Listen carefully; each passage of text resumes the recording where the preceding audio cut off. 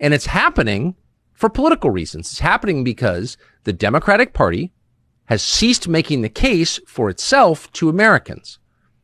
And so in order to keep power, in fact, to expand their power and to preside over the one-party state that they desire, they're going to need a brand new electorate. And this is their electorate. Foreigners will choose your leaders.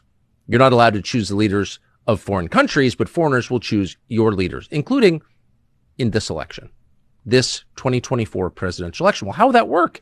It's illegal, you say, for illegal aliens to vote in a federal election. Well, actually, it's not illegal, it turns out. Congress passed something in the U.S. code, the federal code, a line that, unbeknownst to the rest of us, makes it legal for illegal aliens to vote in federal elections if they believe they are citizens. It's a state of mind. Did you know that? We didn't know that. Most people didn't know that.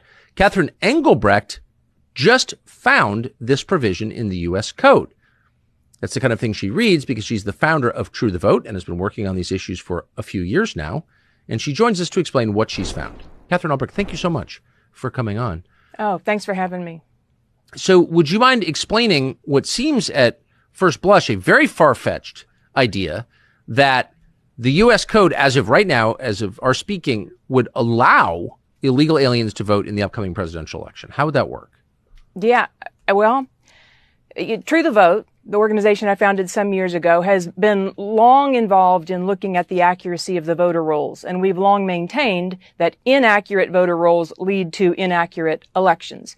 So with that as a backdrop, we've been very concerned about the lack of availability to determine citizenship status, not just by groups like ours, but by states themselves. They can't get close enough to a citizenship status database to make good determinations. That then led me to look a little deeper because, as you rightly lay out, there's a motivation here. So what might that be? We've seen many, many videos of people coming across the border who are talking about their excitement about voting for Joe Biden and claiming that they are citizens. But yet, we hear debates in Congress where the congressman will say, don't worry, the non-citizens can't vote. It's a crime of perjury. It's a felony. So, okay. We took a deep look at the criminal code, and Title 18 left us just gobsmacked, because when you read all the way through it, as it lists all of the stipulations against non-citizen voting in federal elections and lays out the penalties therefore, scroll all the way down to the fine print, and what you read is that non-citizens can vote without penalty if at the time they are voting, they believe themselves to be U.S. citizens. Well, I mean, that seems insane. I mean, I'm taking your word for it. I'm not a lawyer or an expert in the federal code. But is there any other crime? Like, if I can show that I didn't know I was robbing a liquor store, I had a gun in my hand, I was demanding money, but I didn't really think it was robbery, does that shield me from being prosecuted for robbing a liquor store?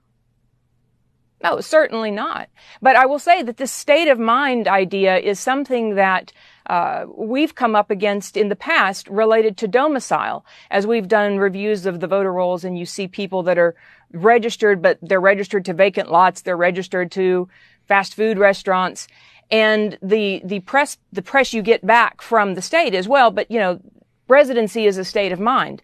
This takes that to an entirely different level. And I'll tell you what I'm really concerned about, Tucker, is that when we lived through 2020 and we saw the landscape change, lawlessness take hold, we watched on the sidelines and said, surely this can't be what it looks like is happening. Surely this move to the mass mail of ballots and unmonitored drop boxes and third-party election workers that have no proper training to support all of the ebbs and flows of process, surely this can't be what's about to play out. And then when it did, you're left with scant few days to try to pick up the pieces and prove what really happened.